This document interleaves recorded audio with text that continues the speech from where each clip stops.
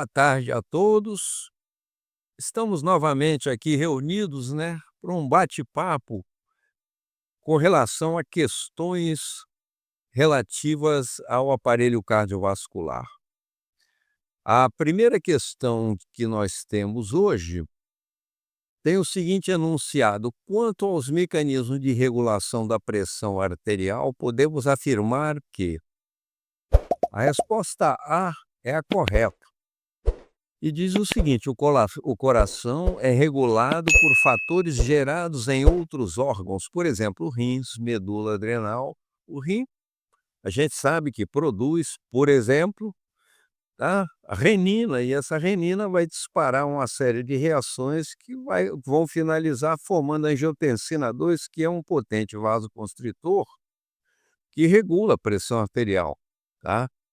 A medula adrenal, por sua vez, libera adrenalina, que é um estimulante adrenérgico que também atua sobre o coração, aumentando a contratilidade, fazendo com que o coração gere mais pressão, ejetando sangue, e também, por outro lado, pode atuar sobre os vasos.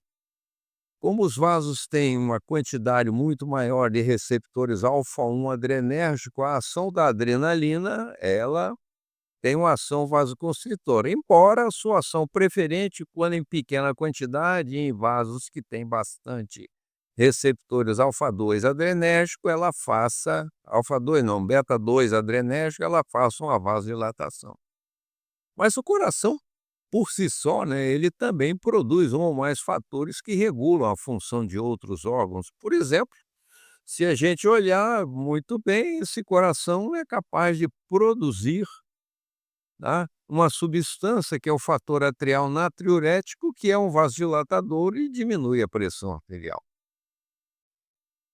A letra B diz o seguinte: os mecanismos humorais são os mais rápidos e eficientes.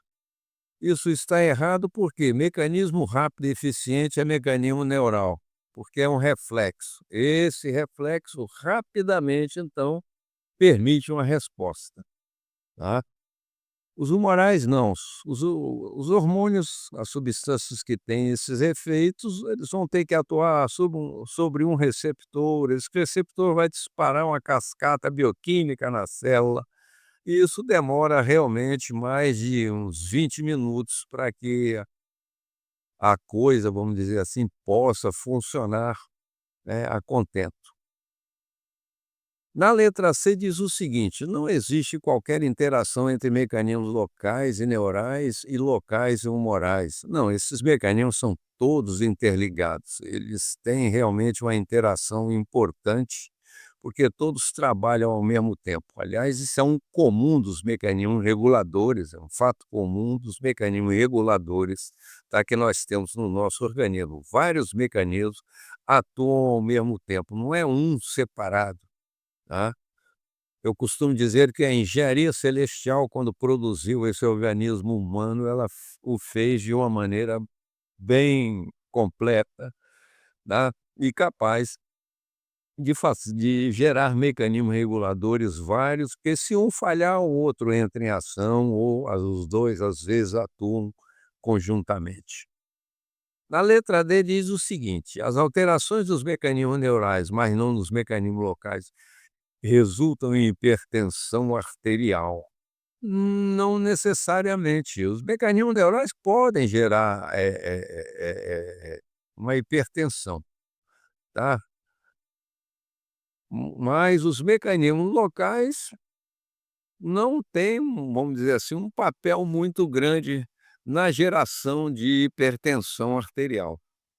Esses mecanismos podem ser, muitas vezes, disparados para diminuir pressão arterial e não aumentar. Então, a ação deles não resulta em hipertensão arterial. Em certas condições, sim, mas não é, vamos dizer assim, uma resposta que a gente possa afirmar como única, porque esses mecanismos também têm ação vasodilatadora.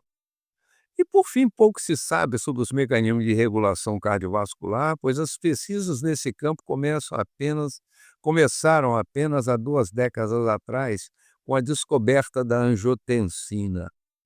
Isso aí realmente, a angiotensina já foi descoberta no início do século passado, tá, no início dos anos 2000, ou seja, não é algo que são de 2 décadas, começou com os anos, vamos dizer aqui 2000 não, foi o século 20, tá, século, que começou com os anos 1900, onde ocorreram, tá, essas descobertas.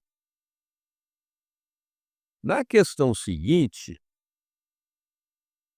tem o seguinte enunciado: um dos fatores abaixo é o mais importante regulador do fluxo sanguíneo periférico, regulado por ativação simpática alfa-1 adrenérgica. Também a resposta A é a correta. Por quê? Porque se vocês olharem na figura abaixo, está exposto, por exemplo, os mecanismos biofísicos, as fórmulas, onde tá a resistência ao fluxo, como é que ela é gerada. E ela é inversamente proporcional ao raio do vaso elevado à quarta potência. E o sistema simpático alfa-1 adrenérgico, que é o receptor que existe em larga escala na musculatura vascular, esse receptor alfa-1 adrenérgico, ele dispara mecanismos vasoconstritores, tá? E esse é o mecanismo mais importante. Na realidade, a gente vai ver que esse raio de vaso elevado à quarta potência está ficando no denominador toda vez que o raio diminui, ou seja, quando você tem uma vasoconstrição, o raio do vaso diminui, você aumenta a resistência elevada à quarta potência. Na resposta B, nós temos a viscosidade de sangue. Não é embora atue, não é o fator mais importante. Também o comprimento do vaso, a gente olha lá na fórmula, tá? Não é outro fator importante, porque não é nada elevado a uma potência de 2, 3, 4, não, é um valor simples. A complacência vascular, tá, não é um regulador de fluxo sanguíneo periférico também importante. Por exemplo, nos vasos arteriais, a complacência não é um fator importante, nos vasos venosos é um fator importante. Mas isso não é um mecanismo regulador, tá, de fluxo sanguíneo periférico. E a rigidez da parede da aorta é outro fato que a gente sabe que a rigidez da parede da aorta, impedindo que essa parede varie, ela pode favorecer, por exemplo, aumento de pressão arterial, mas esse aumento não chega, brincando dessa maneira, vamos dizer assim, falando de um jeito, né, brincando, não chega nem perto do raio do vaso, porque essa elevação à quarta potência é realmente extremamente importante, tá.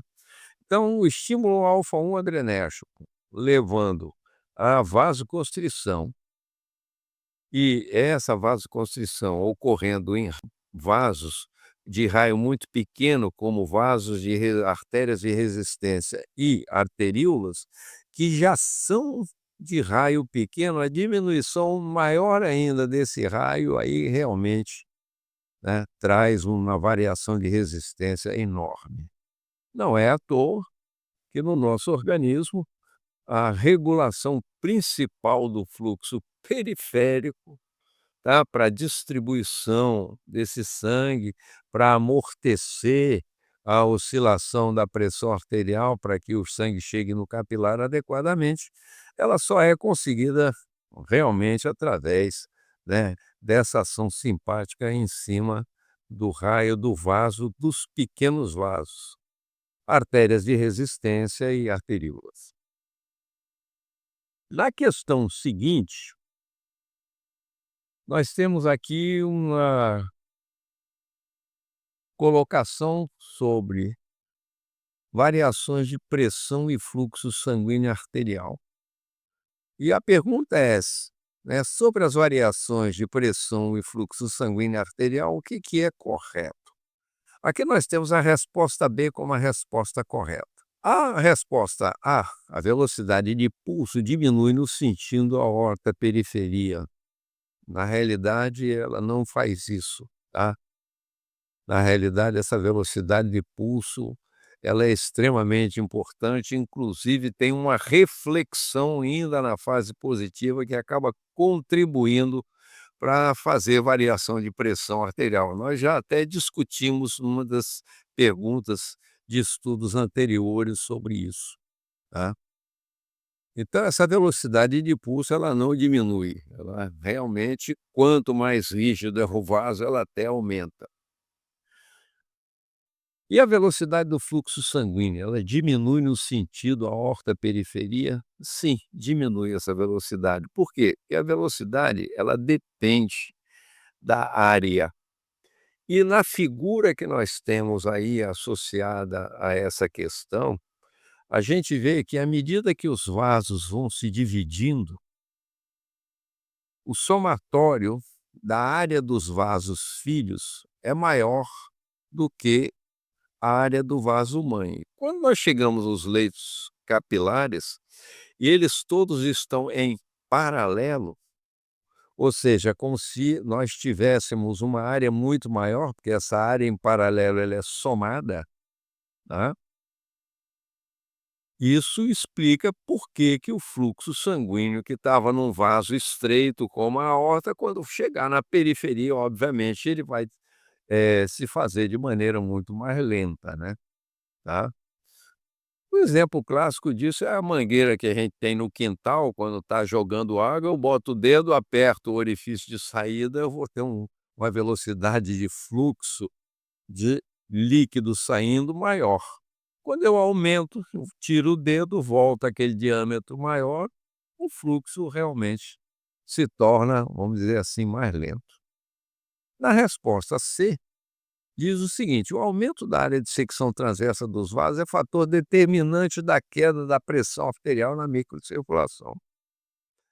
Não, né? Essa secção transversa, que na realidade é representada pelo raio do vaso, nós já vimos, não faz queda de pressão arterial, vai na realidade fazer aumento de pressão arterial. Tá? O raio do vaso é extremamente importante, como nós vimos na questão anterior. Na letra D, as arteríolas, por serem vasos de pequeno calibre, representam baixa resistência hidráulica, também como foi discutido anteriormente, tá? Esse vaso tem pequeno calibre, quando esse músculo liso vascular é estimulado pelo simpático, ele sofre uma vasoconstrição. E a resistência hidráulica, a resistência periférica, ela é inversamente proporcional ao raio do vaso elevado à quarta potência. Ou seja, quanto menor o raio, maior, obviamente, a resistência. E na letra E, as veias são vasos de baixa complacência e de alta resistência hidráulica. Não, são justamente o contrário. Alta complacência e são vasos que oferecem uma resistência hidráulica menor, tá? Isso é um fato. Por quê? Porque às vezes tem calibre maior do que o sistema arterial, né. Se eu comparar os calibres, por exemplo, de veias cavas com a artérias que seriam correspondentes, elas têm um calibre maior. Então essa resistência hidráulica ela é pequena, tá. São vasos de alta complacência e baixa resistência hidráulica. Na questão agora número 4, com relação à questão número 4, o retorno venoso atua modulando o débito cardíaco por quê? 2 pontos. A resposta correta é a letra C. Na letra A, diz o seguinte: quando aumenta, diminui a frequência cardíaca. Na realidade, esse aumento de retorno venoso dá um aumento, tá certo, de pressão venosa central e a frequência cardíaca até aumenta. Isso é um reflexo e não faz essa diminuição. O reflexo é chamado reflexo de Bainbridge. Na letra B, De acordo com a lei de Laplace, o seu aumento aumenta o raio da cavidade ventricular e reduz a pressão diastólica, tá? Essa lei de Laplace, ela é interessante porque ela relaciona a tensão da parede, com o raio do vaso, tá? É a tensão de parede dividido pelo raio do vaso, isso gera pressão, tá?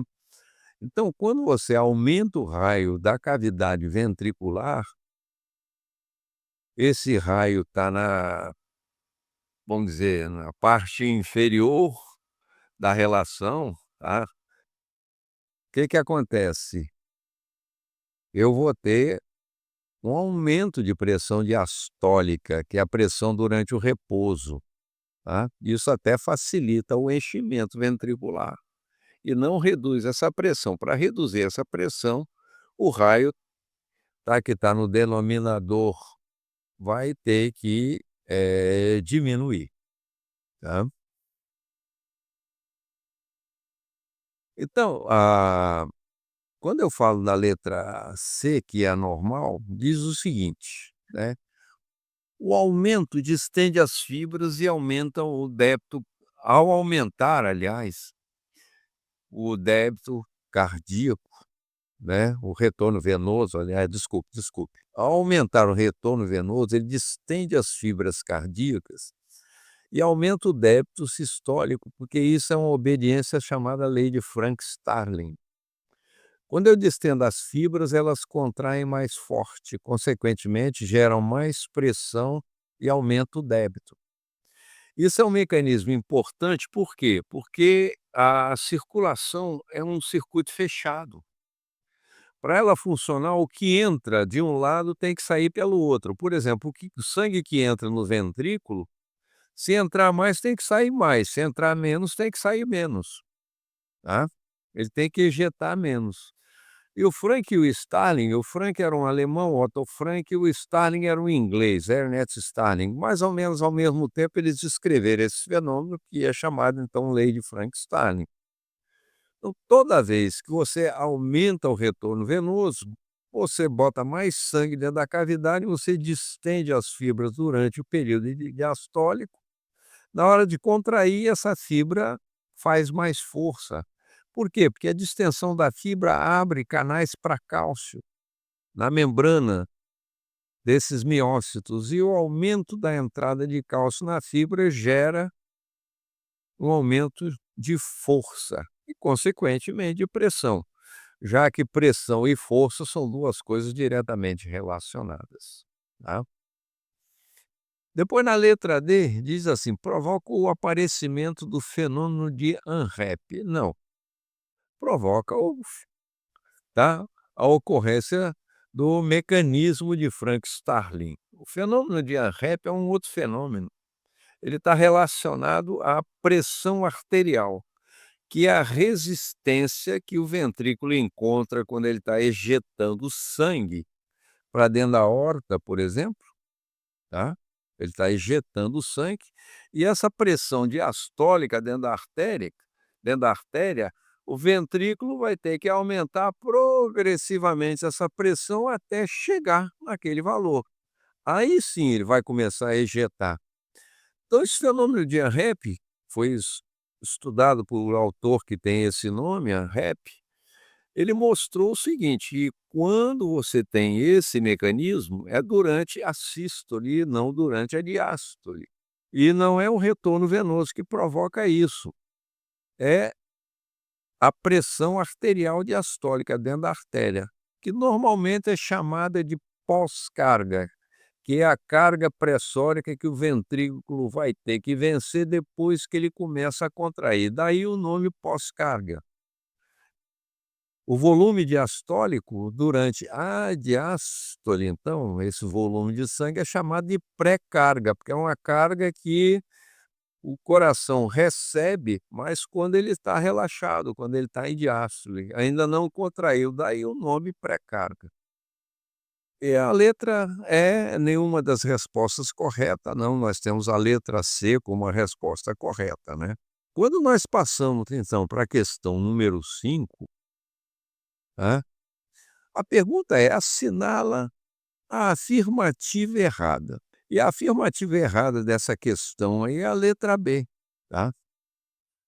Na resposta da letra A, a pressão arterial diastólica é função da resistência periférica. E é, quanto maior a resistência periférica, menos sangue vai para a periferia, mais sangue fica dentro da aorta, a pressão dentro da aorta durante a diástole vai ser maior, tá, porque tem mais sangue.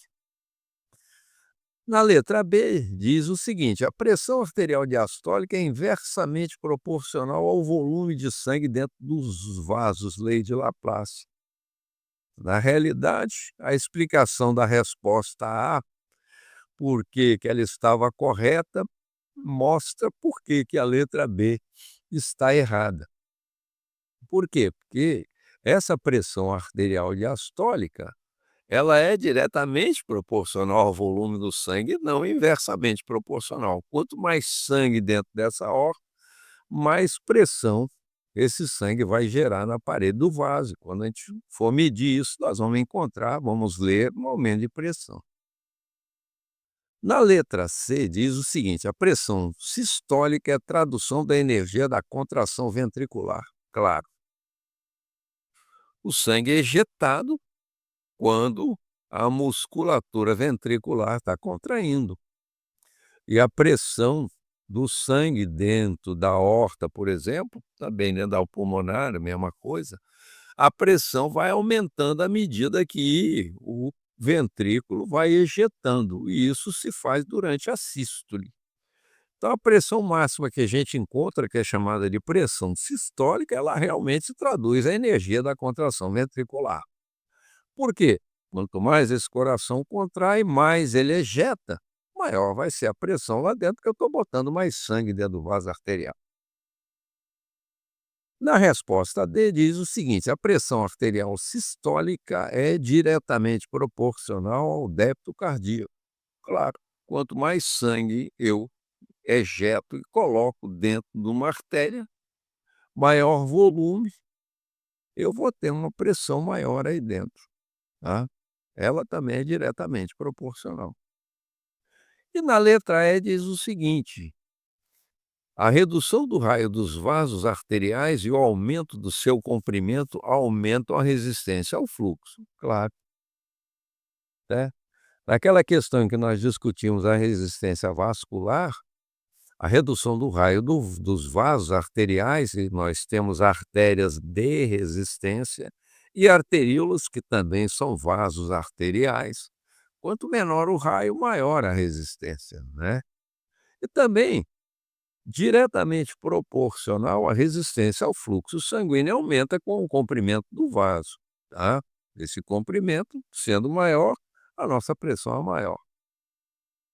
Há de se entender nesse momento que as crianças, como são pequenininhas, tá, têm artérias de comprimento pequeno, têm uma pressão bem menor do que as nossas, né, que somos muito maiores. Então o comprimento das nossas artérias também contribui. Não tanto quanto os raios dos vasos arteriais, porque esses são mais importantes, mas ela também tem um papel de aumentar a resistência ao fluxo. Agora, na pergunta número 6, nós temos: são fatores que aumentam a pressão arterial, exceto. Então nós sabemos que vários fatores afetam a pressão arterial, tá. A primeira, resposta, a letra A, é que está errada. E se nós olharmos o quadro abaixo, que mostra, né, o conceito de pressão, quais são os valores de pressão, o significado de pressão sistólica, diastólica, pressão diferencial de pulso, pressão arterial média, né? Esses conceitos são importantes, vocês vão dar uma olhada nos livros para ver esse conceito, mas tem os fatores que interferem embaixo, tá? Um deles é justamente a dieta.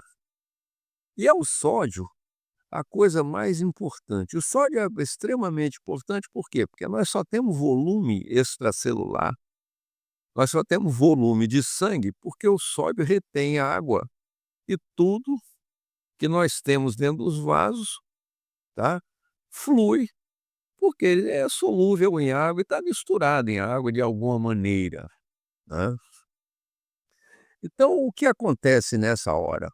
Essa dieta pobre em sódio vai fazer com que a quantidade de sódio no nosso organismo diminua, tá, a pressão arterial vai abaixar. Agora, se eu ingerir mais sódio, todo mundo sabe que uma dieta salina aumentada, tá, ela eleva a pressão arterial. Um dos fatores que o cardiologista, ordena, né, que a gente faça quando a nossa pressão arterial está alta é menos sódio, tá. Então, infelizmente, não podemos mais comer aquela bacalhoada, entende? Aquele churrasco bacana, carregado em sódio, esse troço todo, nós vamos ter que restringir isso, tá? Então a dieta pobre em sódio é um fato. E o aumento da idade? Não, o aumento da idade provoca um aumento de pressão arterial. Se nós formos olhar as crianças, tá, elas têm uma pressão arterial muito menor do que nós temos, tá? O aumento da idade aumenta principalmente a pressão sistólica. A diastólica nas crianças é pequena, quando nós chegamos na época da puberdade, ela ficando na idade adulta, ela mais ou menos estabiliza, tá? E ela vai aumentar um pouco, não tanto quanto a sistólica, mas a diastólica vai aumentar também à medida que a nossa idade aumenta. A maior atividade simpática, todos nós sabemos que essa atividade simpática, ela atua sobre o coração, fazendo com que esse coração gere maior pressão, então vai aumentar a pressão sistólica, tá, e nos vasos vai fazer vasoconstrição, vai aumentar a pressão diastólica. Então, a atividade simpática aumenta a pressão arterial, tá, não é errado isso. O aumento da volemia é outro fator importante, tá. Uma das características da nossa chamada hipertensão essencial, é aquela hipertensão que a gente não sabe direito qual é a causa, né. Um autor americano, que é autor de um livro de fisiologia importante, que é o Guyton fez uma série de experiências em que ele mostrou de maneira interessante que nós começamos a ter um aumento de pressão arterial, uma série de mecanismos são disparados e um dos mecanismos que mantém esse aumento de pressão arterial é justamente o aumento de volume circulante, tá. Principalmente por quê? Porque o sódio está envolvido, a gente em vez de ter pouco sódio, tem mais sódio na circulação, porque certos componentes hormonais, como por exemplo a aldosterona, são gerados e essa aldosterona aumenta a reabsorção de sódio pelo rim. O resultado é que a gente tem um aumento da volemia, né. E aí embaixo o hiperaldosteronismo, é aquilo que eu falei, como a aldosterona atua principalmente a nível renal, aumentando a reabsorção de sódio, consequentemente a reabsorção de água. Além dessa aldosterona, né, tem uma série de outros efeitos, mas esses são os importantes naquilo que diz respeito à pressão arterial. O hiperaldosteronismo é uma patologia onde a gente tem, né, um aumento de pressão arterial como quadro mais importante, tá? Como quadro mais importante, porque essa aldosterona tem uma ação, né, de aumentar a reabsorção, tá, de sódio e de água e com isso aumenta a pressão arterial, ok? Terminado então essas questões, vamos fazer um intervalo e daqui a pouco estaremos de volta com vocês. Forte abraço.